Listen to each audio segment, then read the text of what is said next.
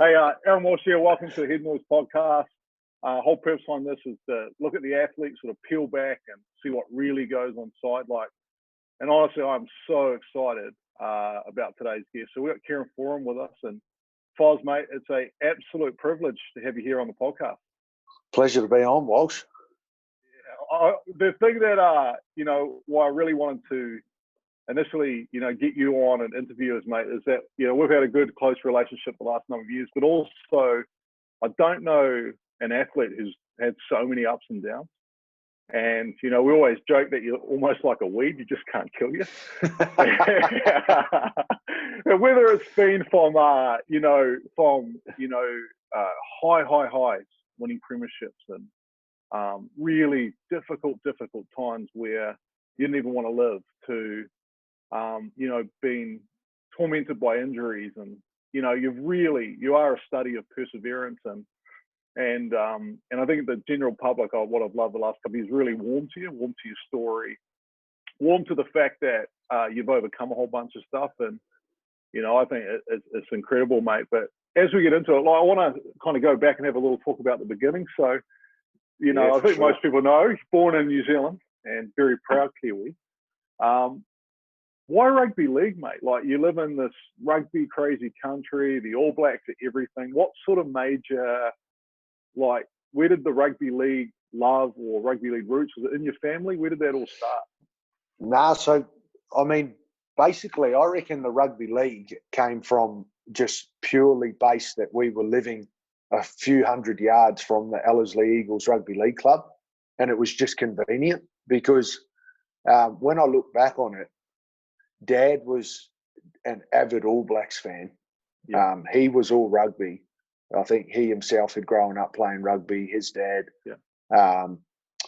There was no real league up until that point. And, growing up early in Auckland as a kid, it was all Auckland Blues and watching All Blacks like, Zinzan Brooke, Carlos Spencer, Sean Fitzpatrick. The list went on. So I think rugby league popped up purely because we were living about 200 metres from the Ellerslie Eagles Rugby League Club, and good friends of Mum and Dad's. Jeff Sturt, he happened to be involved with the club, and he must have mentioned to Mum and Dad, why don't you, once the boys are old enough, why don't you enrol them down the road at the league club? So that was how it all started. Yeah. So looking at that, who were your heroes? Were you was Zinni the man, or who was your favourite footy player growing up? Yeah, probably when I was 5 years old, 6 years old, I reckon Christian Cullen, Jeff Wilson, and then Carlos Spencer was a massive idol of mine. So those sort of All Blacks were guys that I just grew up watching and wanting to imitate and grow up and be like. And that's from as young as I can remember. I mean, Mum and Dad reckoned it was from the moment I could talk and walk that I was idolising those guys. So I clearly had a love for professional rugby from the moment I could walk. So think about someone like Cully. When he came onto the scene, mate, do you remember that? The way that he glided, his pace, he was just the, quintessential ball runner. I've always wondered, what do you reckon he would have done if he went to league? Yeah, I know. I've often thought about that. And I'm always thinking, imagine if a few of those All Blacks came over to rugby league, what positions would they have played and how would they have gone? Sorry, mate, you got me there? That's all right. Yeah, I got you. From my point of view, he would have been an awesome rugby league player. Yeah. So the next big move for you was you guys moved out of Auckland and moved over to Aussie. And how old were you there? And was Liam around at that stage? Was that a big family move? Yeah. That was it was intended only for a couple of years. So basically, I would have been about 7 years old, and as a family, we decided, I think, obviously Mum and Dad's decision, Yeah. to move to Sydney. I think it was purely a work decision for Dad. And Was he with Woolies then? Was that back in those days? Yeah, it might have been, maybe Woolworths or Franklin's, one of those two. Yep. He was coming over to take up an opportunity there. So, but we were of the understanding we would just go for a couple of years and then obviously move back. But like all Kiwis that make the move across, they never seem to find they never seem to find their way back. And we so basically came over for 2 years, and then stayed on.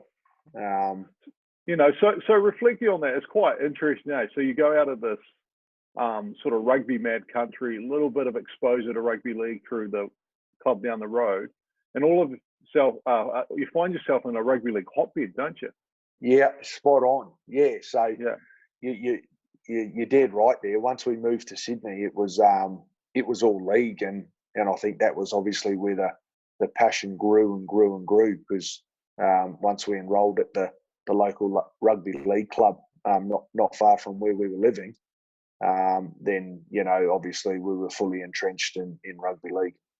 And who was your team growing up? Like when you guys went to Sydney, did you have a team that you supported? No, well, we were still big Warriors fans. Obviously being New Zealand kids that had moved over to Australia, we were very proud of where we were from and where we were born. And for us, it was, I was a massive Warriors fan, eh? And who was your go-to there? Who was what? Who was that? Oh, Stacey. Stacey, yeah. My grandparents tell a funny story, actually. I used to walk around telling people that he was my uncle. Of course you did. Yeah, 100%. I was always good for. You don't really look like Stacey, though, mate. Yeah. To be honest. I had him for height.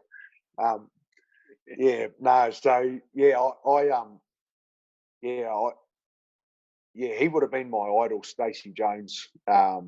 Sort of, I guess, around that sort of 9-10 age. Guys like Ruben Wiki as well. So, I was a big Warriors fan. Did you begin to figure out, mate, like what age was it when you begin to figure out, I'm actually pretty decent at this? And when did the NRL clubs start to come calling? Yeah, so you obviously go through a bit of a process once you're in Australia. I'm sure it's the same in New Zealand, but you probably don't start to get a taste of it until you're about 13. And then you make a few development sides and representative sides. And for me, that was making the North Sydney Bears development teams. And I guess once I started to make those in my early teens, then I was, striving to make Harold Matthews, which is, just the understudy. 16s, 18s, Yeah. So you sort of go through that process. But I mean, from the time I would have started making those development teams when I was 13, 14 was when I, obviously became, obsessed and really dedicated to wanting to make a life of rugby league. So were Manly the first club that came calling? Was that the first contract you signed? Yeah. So I mean, I was the North Sydney Bears junior. Obviously, they didn't have an NRL team, so I played Harold Matthews there, and then basically, Manly scouted me from a school comp, and then I signed a 2-year contract with Manly when I was 16.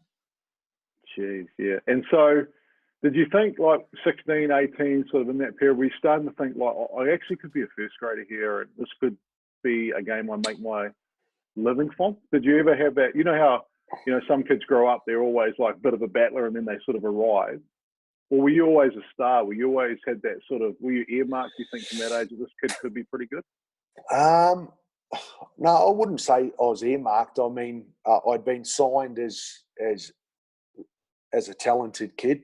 Obviously, they thought that they saw something there, but it was only a 2-year contract to take me sort of to play at SG Ball and then maybe Jersey Fleet. So I'm not sure that they thought, that you'd have to ask them. I mean, whether or not they knew back then. But I knew myself that there was a lot of work to be done. Once I signed that contract, I probably didn't realise how fast I was going to go through the grades. That was the other thing. I went through, reasonably quick once I got in the system there, and by 18, I was making my debut. So it was a pretty rapid rise from the moment I'd sort of signed that deal at 16. But and we'll talk about that as you get later. Yeah. I reckon a real interesting discussion point is like you might have been prepared as a footy player, but were you prepared as a man? Yeah. And they're almost two different questions, aren't they? For sure. So we'll get to that, but let's talk about your debut. Do you remember it? Yeah, I do. Yeah, I remember it like it was yesterday. I think as a professional athlete, you just don't forget those moments. Yeah. I remember the whole week leading up, Walshy. Who presented your jersey? Did you have a jersey presentation? Yeah, I think Crusher, Noel Cleal.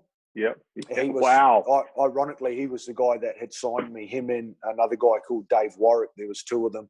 They were both the recruitment officers of Manly. And, I mean, obviously, Desi had let me know on the Tuesday morning that I'd be making my debut. And, I tell you, I didn't sleep much that week. I was just playing the game over and over in my head. Yeah. As you know, I'm a pretty deep thinker, but to get the jersey presented by Crusher and then sort of be getting ready in that change room around all these guys that I had started to idolise once I'd got to Manly, that was, surreal feeling. Who did you play with in the halves? Matty Orford. Matty Orford was the halfback. Yeah, he was the halfback. Wow. And I had a great sort of start to my career alongside Matty Orford and also Jamie Lyon. He was playing a bit in the halves that year. So between the three of us, I was surrounded by two of the best and two guys that had been around for such a long time and had played at that elite level and were the very best in their position. So pretty fortunate. So, obviously the whole sort of focus of this podcast is really around the mental side of the game and sort of peeling back those layers. What do you think now when you look back at that 18-year-old kid mentally? Like, was there a real innocence that enabled you to be, in some sense free, but in that, that sense of you don't quite know what you're getting into can not always be a negative thing, right? It's just you're naive, you're there and you play. But also, do you look back and go, you just had no idea of how to manage yourself mentally as a professional athlete? Well, I mean, it just happens. It just happens, and hindsight's a great thing. And you look back and you go, well, I look at 18-year-old kids now. I've got a stepson that's 18, and I just think, wow, imagine him running out and playing first grade like that. That was me all those years ago. So.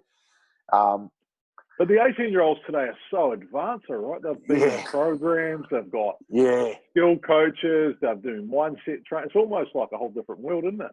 Yeah, it is. Yeah, it is so much more developed now to back then. But, I mean, look, in terms of a mental side, I mean, I backed myself. I believed that I was ready for NRL and I was going to take it head on. Whatever was going to come my way, I was going to be ready for it, and I just wanted to perform each and every week for the club and for the guys around me, and that's all I was thinking about back then. Yeah, how brilliant! And like everyone talks about their first game and all that stuff. Was it the same feedback I get from everyone? Was it so much faster than you thought? Was that the thing that surprised you? Was the speed? Yeah, for sure. Yeah, it just goes up a whole nother level than what you've ever played before. And I just think that everything that goes with it, just being in front of a big crowd and surrounded by such quality players, it's just as I said, it's an unbelievable experience. So like, once again, this rapid rise sort of stuff continues. Not long after this, you're playing for the Kiwis, right? Yeah, well, I debuted for the Kiwis the end of that year. So I played 9 games. How many first grade? Nine first grade games? Yep. I played 9 first grade games that year, the back half of the 2009 year, and then got picked in the 2009 Four Nations Kiwis squad to tour England. And, you know, I barely had any NRL experience under my belt. And I think, you know, the coach at the time, Steve Kearney, he was really keen just to take a whole group of young Kiwi kids coming through and start to blood them and give them the experience around, you know, a few more senior players. So, yeah, there was a few of us young guys, myself, Ben Madalino, Jared Warrior-Hargraves, Kevin Locke. There was a crew of us that had sort of just debuted through sort of 2009, and next minute we were on this flight to England to tour with the Kiwis, and most of us ended up, you know, making our debut for the Kiwis throughout that tournament. So I know, like, from talking to you, you really are a proud Kiwi. Was that is what you hoped for, like actually pulling on the black jersey? And do you remember, you know, what that felt like? And, you know, were you pinching yourself? And that first haka, obviously, is a big moment. But what was that like for you personally? Yeah, I mean, I had dreamed my whole life of that moment, you know, to walk out with the team, sing the New Zealand national anthem, and then perform the haka. That was a moment I'd been working towards my entire life. So when that came, stand at the back during the haka. I can't remember actually. You weren't in the front row though, were you? I wasn't up the front. I would have been off to the side or at the back. But yeah, I mean, it was something that I'd worked my whole life towards, and something a moment that I'll never forget. I was out of my depth, you know, looking back on it. It wasn't the greatest of debuts. I debuted in the centres, and I'd only played 9 first grade games, and I'd played then in at 5'8". So, don't you have a bit of story about your debut? Was it a pass you through or something like that? I was trying to remember it the other week. What, for the Kiwis? Yeah. Don't worry, it might have been. Don't worry, I got burnt round the outside off the scrum. That's what it was. Yeah. Who burnt you? That's right. I can't remember his name. He was an English centre, and I made a horrible read off the scrum, and he just stood me up silly and went round the outside. That was a bit of a reality check for me, you know. Just again, that's a whole nother level on top of NRL, and as I said before, it all came so quickly. So not long after this, mate, you find yourself in a final and winning a premiership, and you know, I think for some of the Warriors fans, against the Warriors, which would have been an interesting, you know, like for you being a Warriors fan growing up. So what was it like to win a premiership? And I know that group of guys, you know, was a special group of guys with the Stewart brothers, with Chalky, and you know, all of those guys that you've talked about. Was that just a magical time of your career? Yeah, magical. I mean, that 2011 year, the side just came together so well, and you know, I've got to say, I was so blessed to be in such a quality football team. As you had mentioned, a few of the guys that I was playing with then, Anthony Watmow, the Stewart boys, Steve Maddai, the list just went on, mate. Yeah. Jason King, Brent White, Jamie Lyon, Matt Ballin. I mean, there was something like 13 internationals in that team. So to be playing in that side in 2011 when everyone hit their straps, and the team had really found its groove. It was awesome. And then to go head into the grand final against, you know, the Warriors, that was pretty ironic. And definitely. That's when Sean was carving it up, eh? Yeah, and Sean had just come on the scene. Sort of come on, eh? Yeah. So they that year, the Warriors, they'd just been lingering. I don't think that they were ever really up the top that year, but Sean had come on the scene and really sparked them, and Manu was playing well, and Simon Mannering, and I mean they had a fair team as well. James Maloney leading them round the paddock. So yeah, I mean, to face those guys in the grand final was great. And look, we were lucky enough to come away with the victory. And that semi-final way, remember when Sean put Louis over against Melbourne? And so they came in with a fair bit of confidence, right? You knew you were going to have up for a big performance from them. Yeah, for sure. I mean, we had been consistently performing really well, but we knew that, and everyone knows when you play the Warriors that they're capable of really turning it on. And Sean was playing that well that year, and he was creating things from anywhere. And Manu was at his peak, probably. Yeah, Manu was unreal. Manu was at his peak too. So, I mean, they had Inu in the centres. Christian and Inu. So, I mean, we knew we were going to have to be at our absolute best to make sure that we got the victory. And fortunately for us, we played really well that game, and we were able to come away with the victory. Next thing you know, you've won a premiership. Yeah. And young it's a and blur, early. Bit of a blur that after the game there, like just you know. It's something people ask me, you know, what's it like to win a premiership? And, you know, being 21 and winning a premiership, you don't really take it in the way that you would like.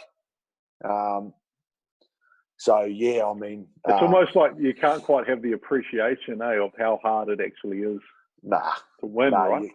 You can't. And that's something I often chat to young guys about now, coming through, is that... you know, you don't realise, if you're lucky enough to win one, just how hard they are to win. But you don't realise that as a young fella, you know, because you're in a star-studded team, and you've only been playing first grade for a couple of years, and before you know it, you've won one, and you sort of think, oh, that's all right, we'll be back here next year or the year after. And it's not till you go through the journey that you actually realise how hard it is to be there on grand final day. So you have the next number of years with the Eagles, and I just want to paint a little bit of picture then. You know, we'll talk about this soon. You make a big decision to go to the Eagles. And you know, pretty well documented when you got to the Eagles, and you went through some really dark times. But if we back the truck up a little bit, mate, were there cracks? Did you feel the cracks when you were 22? Did you feel like things weren't quite right? Did you see the signs that, man, there's something not quite right, and you might not have known what it was? When did you sort of think, well, I'm not really taking care of myself and my well-being's not where it needs to be? Yeah, that's a really good question, Walshy. I think it's something I give a lot of thought to these days, and I often ask, you know, people in my family, you know, did they ever see cracks appearing earlier? And I think back to when I think I was always an adventurous sort of kid, and by that I mean I was all or nothing. You know, as an 18-year-old, 17, 18, 19, I had no boundaries. I threw. As hard as I trained and as hard as I played was as hard as I wanted to live my life off the field. And I had no limits on that. And I think as I went through my time at Manly, we were getting success, and I never really sort of was able to sit back and had time to think about my behaviour away from rugby league.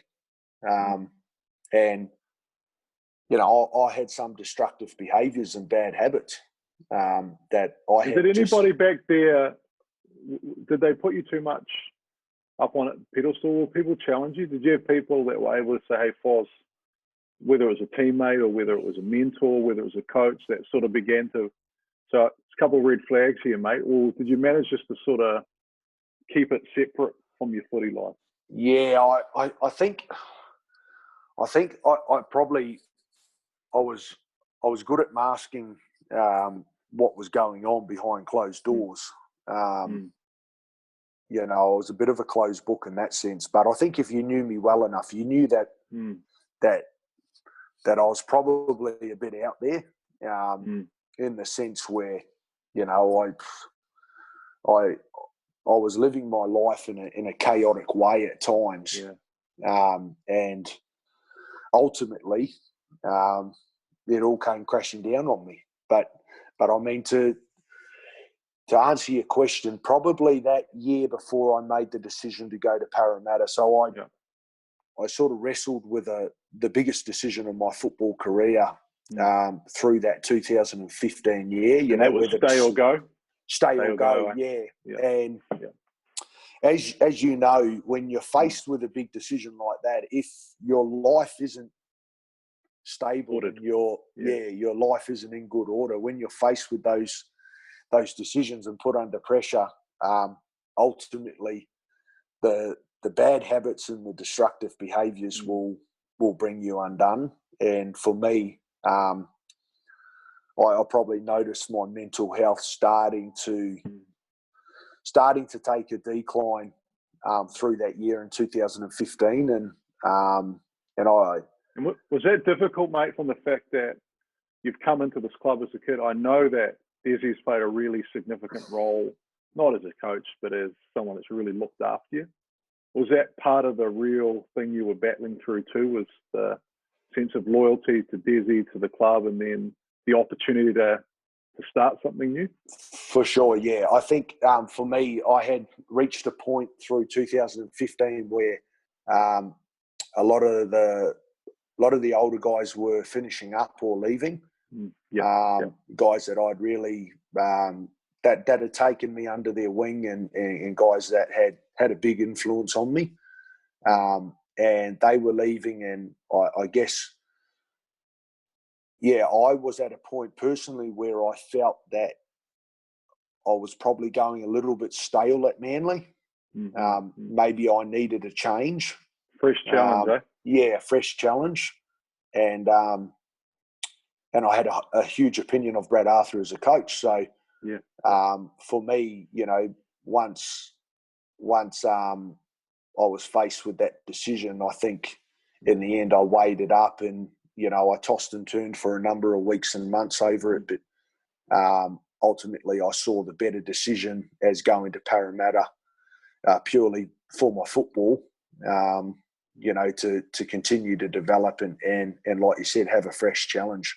I just felt at Manly I was going stale. I had lost that. I'd lost that real spark. So the new challenge arrives at Para, and you sign a contract to go play for the Eels, and there's a lot of fanfare around that. And it looks like in one level you're advancing your career, you're a marquee player. What's happening on the inside, mate? Yeah, you've summed it up pretty well there, Walshy. I mean, you couldn't have said it better. From the outside, it looks like I'm going to a club, signing a 4-year deal. Going there to be a leader of the club, to take my game to a new level, and they were obviously all my intentions. But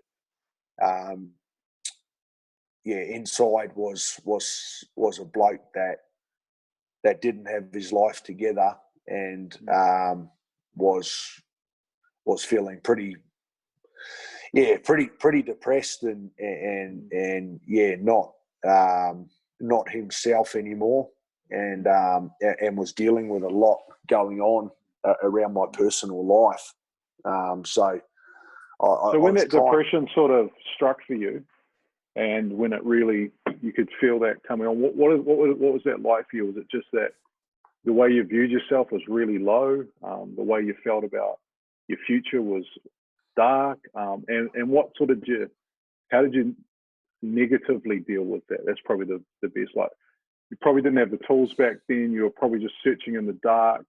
It's not like now where the mental health conversation's normalized. You probably, and don't get me wrong, there would have been people trying to help you back then. And I know when you're in those places, it's almost, you can feel like you're unhelpable. What was that like for you, mate? What was if we could peel back the layer a little bit, what was happening inside of you mentally? Was it just the way you felt about yourself, or? Yeah, well, I didn't understand mental health back then, and I didn't have I didn't have any idea about what it was and what depression was. But but I knew that I didn't feel happy, and I wasn't enjoying what I was doing, and that sought me to go and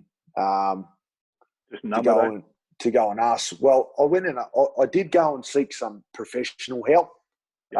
Early on, I did go and see the doctor and say, I think I need to see someone. I think I'm depressed. But away from that, as I said before, my destructive behaviours and my bad habits had come to the forefront. For me to deal with that,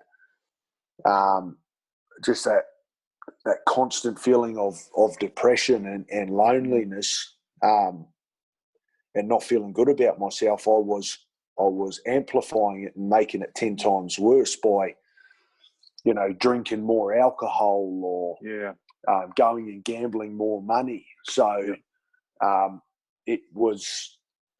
was on a really dangerous slope, to basically falling off the cliff and failing big time. And ultimately, that's what ended up happening. So you've talked about it and you've been really transparent about this, which has been amazingly courageous from you, mate. But there was a point where you did fall off the cliff, eh? For sure. And you said, no more? Not worth it? Yeah, basically, I had reached a point, and there'd been thoughts throughout the last few months leading into that, of, shit, do I even want to be on this planet? Do I want to be alive? My life's such a mess. I've made such a fool of myself. No one's proud of me. There was these constant thoughts about, am I better off just not being here? Would it be easier, just to end it all? And that took me to one lonely night in April 2016 when I did decide, you want to end it all. I don't want to be here. It's just too much of a mess, and I can't see myself getting out of this hole. It's just never going to change. So, and it's hard for me to go back there because can't imagine, mate. Having 2 kids at the time and a family that loved me and it just would have been a disaster, but you going through so much so on that point, isn't it? Like you can't think straight. And my view on mental health and suicide has changed a lot since then. And we're going to get to that as we get through it, but even looking for look what you have now, and this big extended family, and we'll talk about that. And you're just, from the moment I met you when you came over the Warriors to now, you're a completely different person. Yeah. And there's so much has changed, and we'll get to that point as we sort of go through the story. But so as you sort of get out of that, and obviously it's you get released by the Eels, you go seek some help at a treatment centre. Yeah. Eventually sort of get some sort of stability, maybe. And then you decide, not really though, eh? I thought I was, I decided to take a leave from the game because I just can't fulfil my commitments as an NRL footballer at this point. I'd rather be dead than alive. How am I going to turn up and perform for a rugby league club? So that was a decision based on what I thought was right at the time. I didn't think it would be right to continue playing rugby league. I thought that my mental health was more important. So I just left rugby league altogether. I thought, you know what? Yeah. I just need time away from it. And at that point, when I did walk away from the game, I never thought I'd come back. I was telling those close to me, I just need a break from all the pressure and all the hype and just the constant speculation about my life. I just need to be able to deal with stuff privately. And unfortunately, when you're a professional athlete, you don't get that luxury. You know, to most people, they go through something like that. You know, their personal life breaks down. They can deal with it behind closed doors. But, you know, when you're... When 30,000 people watching you perform at work. Yeah. When you're playing professional sport and you're in the limelight, that's what comes with the job. People have got the right to write about it and talk about it. And this is part of why I wanted that discussion. I think we've talked about Foz over the years is, you know, I do want to peel back the layers a little bit, because often someone watching who's from home, they don't understand that's a human out there, eh? Like, they don't understand that these are people that are really might have, yes, you get paid a lot of money, and yes, you get all this accolades.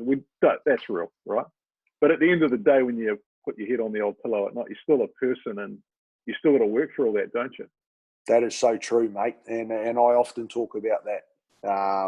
You know, these days is I really struggled with that. I really struggled with that.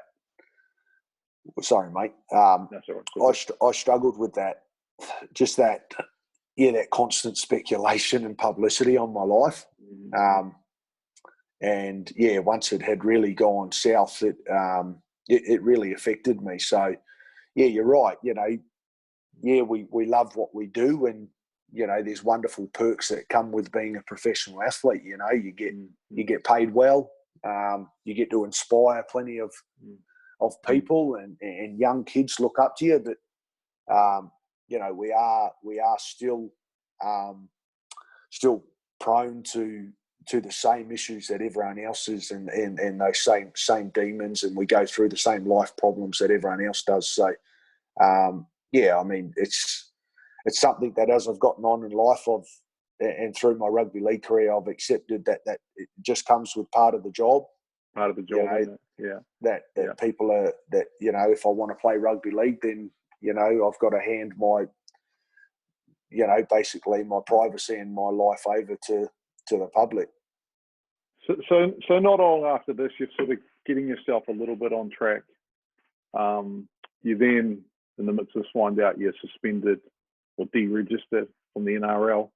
And then, you know, a guy that we both have massive mutual respect for, Jim Doyle, sort of comes and sort of says, well, do you want to come back to Auckland, and can we sort of help you get things? And he was aware, and we're all aware, that hanging over you was the suspension and the deregistration. And what sort of was your thought process around, you know, was it part of, I just need to get out of Sydney and clear my head and make a fresh start? And, you know, obviously opportunity to play for your childhood team, and, you know, people there like Jim who said, listen, mate, we're going to help you here.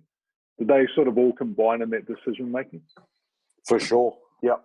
I think every part of those, you know, played a role in that final decision. I think, as I said before, when I had left Parramatta, I had basically wiped rugby league for good. I had thought, I'm in no rush to ever get back to it, if ever to go back to playing professional rugby league.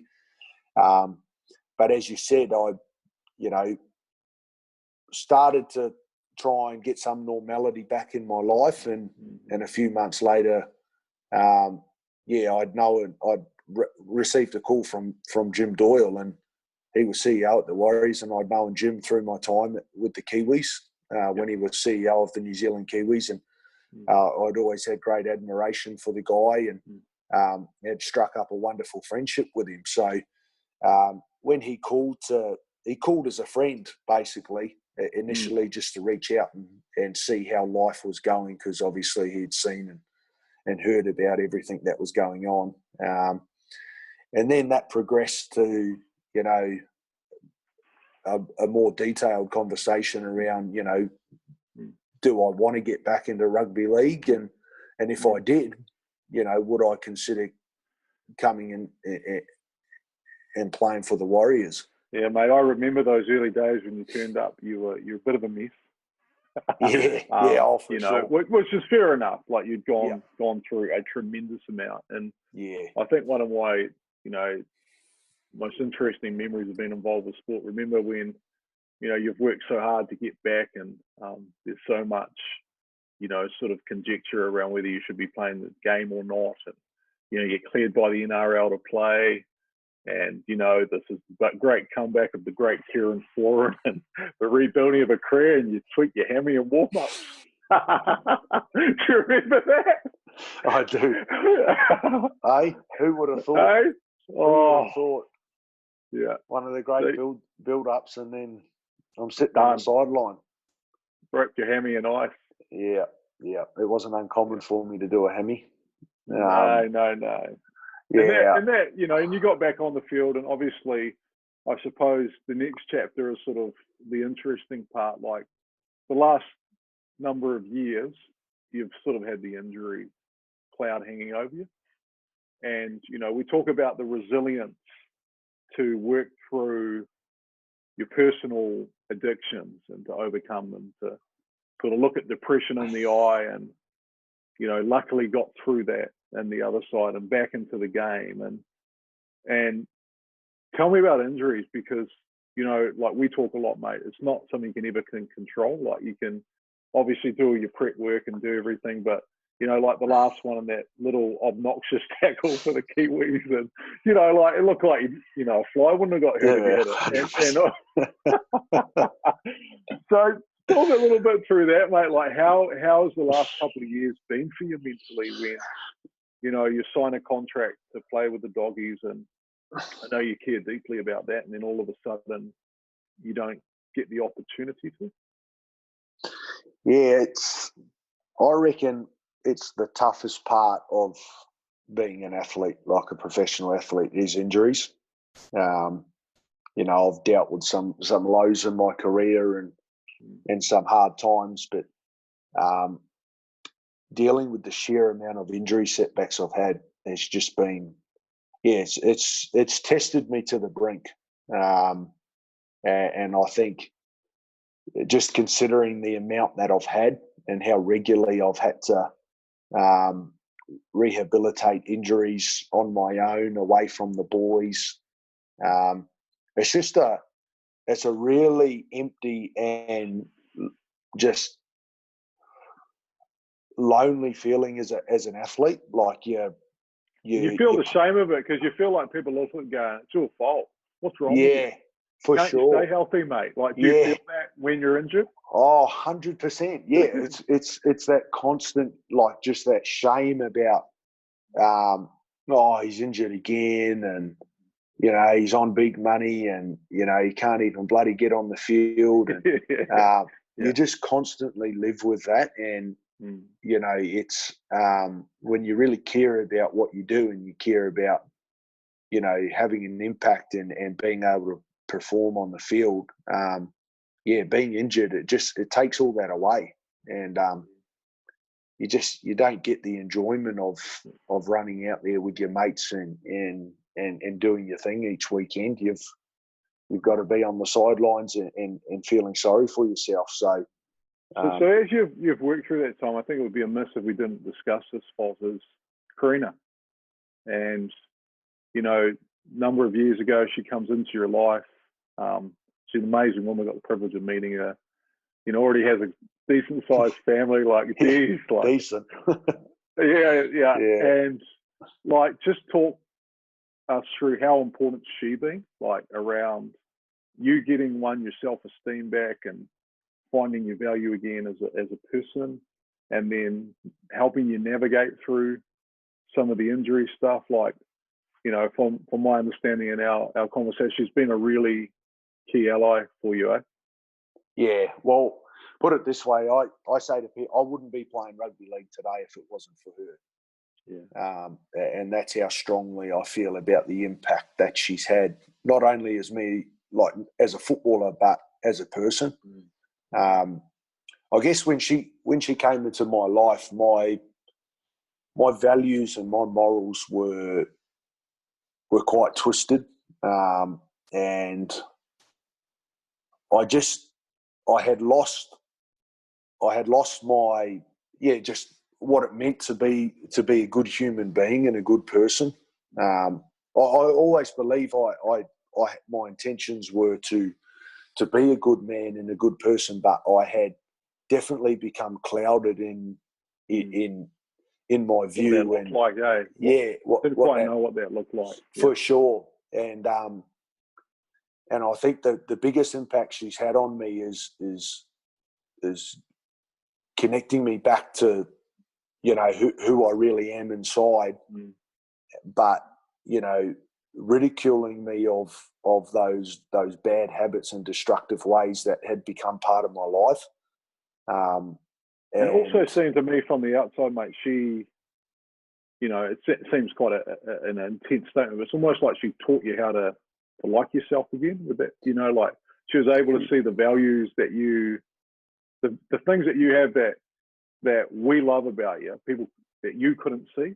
It was almost like she was able to turn the mirror on and allow you to see the parts of you that actually were really, really good. Yeah, spot on. Yeah, that's probably the case.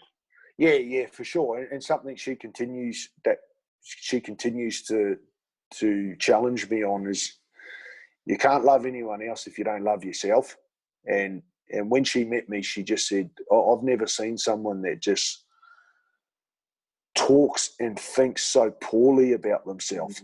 You know, she couldn't believe the negative language that would come out of my mouth about the human being that I was. And I had spoken and thought about myself for so many years that it just became habitual. And that's something she really worked hard with me on was, you know, how are you meant to love me if you can't love yourself and you can't think highly of yourself? And it's been an ongoing process, but I'd have to say that as I sit here today talking to you, that whole mentality around myself's transformed, and that's what's allowed me to get through setback after setback over the last few years. When if I still had that negative mentality around myself, there's no way that I'd still be picking myself up time and time again after injury and trying to play on. You would have retired by now, probably, eh? For sure, 100%. Like it just would have gotten too much after, I don't know, man, when you look at, I think I've had 9 surgeries in the last 3 years. You know, I was assigned a big deal at the Dogs and there's been constant pressure and scrutiny around that. The fact that I haven't been on the field. And I mean, if I didn't have some sort of positive mindset and belief, I just wouldn't be able to keep turning up and doing it. So the impact that Kieran has had on me around that has ultimately saved my career and allowed me to keep going. Mate, that's unreal. So, hey, I've got a couple more questions before we do some fun ones. One's footy related, then one I need you to put on your Mandela hat. We'll get to that. The footy related one is good to see. Well, last week Desi Hasler came out and just said he still believes some of your best days of footy were ahead. Do you believe that? For sure, yeah. I think there was a stage there where I doubted whether I had much left in the tank, but as time's gone on and I've looked at, well, my age, I'm 29, I'll be 30 this year. I've looked at the amount of games that I've missed over the last few years. And I guess the third and final one, the biggest one is how I look after myself now.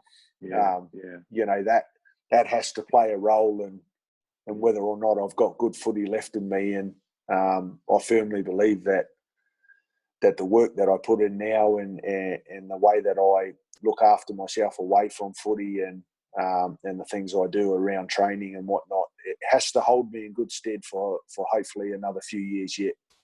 We know, well, hopefully we know your trainers aren't listening, mate, but when I knew you, me and you used to get amongst a little bit of late night chocolate. Is that on the menu still, mate, or have you buried that? You've got to be honest here.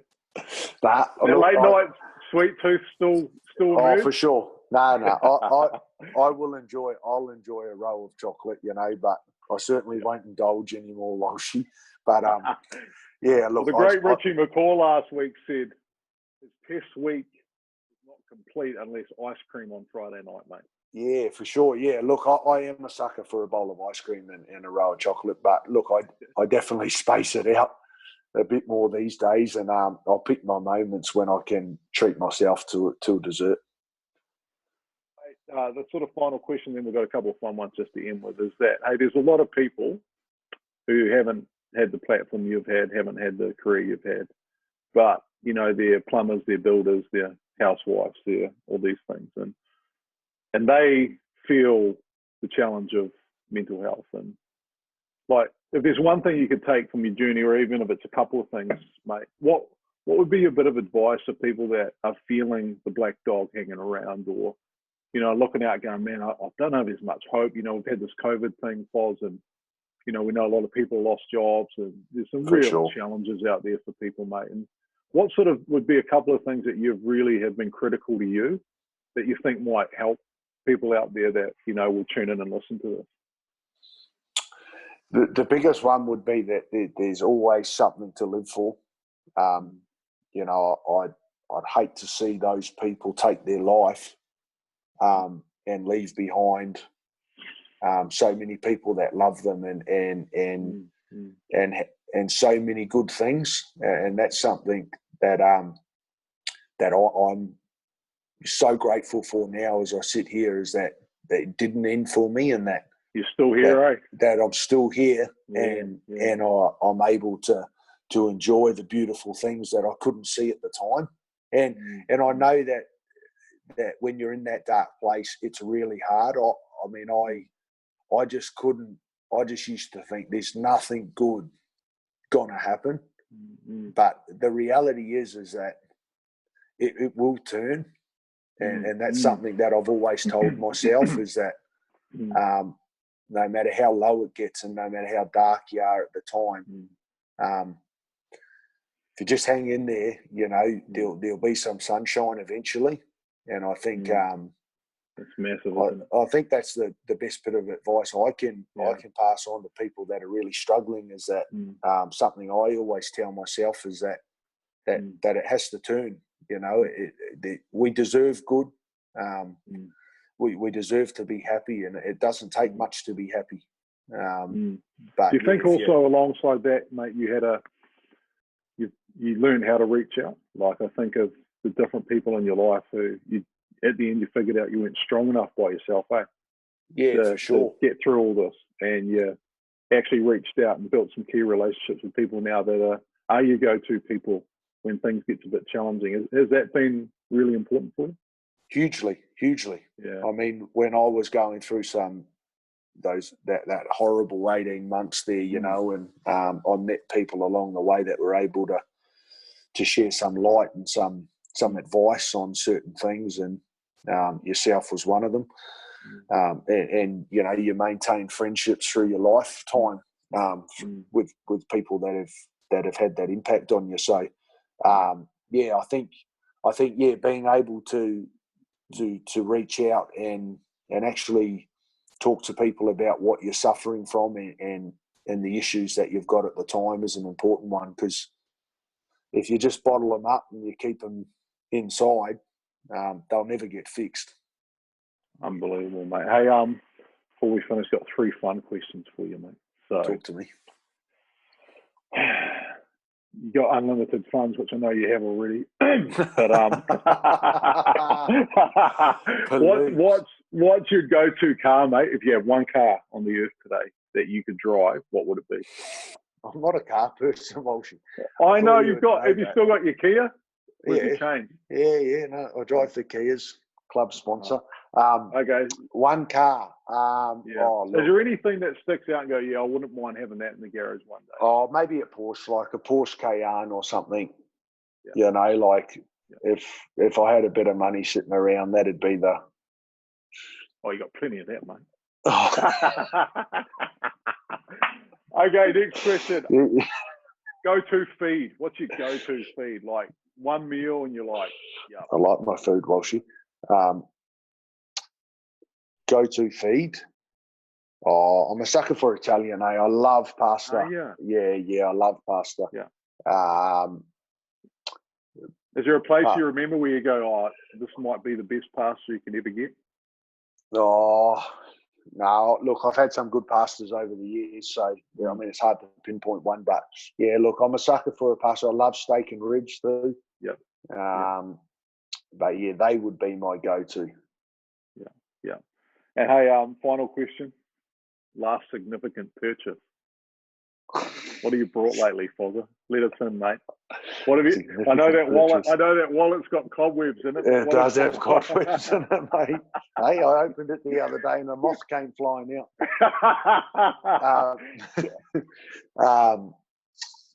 Oh, geez. Right. What's that? Sorry. House. What did that mean? Your last significant purchase, a house? Yeah, I'd say. Yeah, look, we're not big spenders here, Walshy. No. We just knuckle down and go about our daily lives. But yeah, look, not big spenders, mate. But we've talked about you've now got like 8 kids hanging around, and they go through it quick, though, don't they, mate? Like, you just wonder. Yeah. Between all the kids and step kids, there's always kids coming and going. There's always the food bill certainly racks up, but no, we wouldn't have it any other way. Brilliant, mate. Hey, Foz, thank you. It was outstanding. I appreciate, the level of openness you had, and I just think it's a bit of a privilege for us to hear from you. I know you haven't done this a lot, but thanks for jumping on, and I think heaps of people are going to get a lot out of this. So, 100% appreciate that, mate. No, cheers, mate. Hey.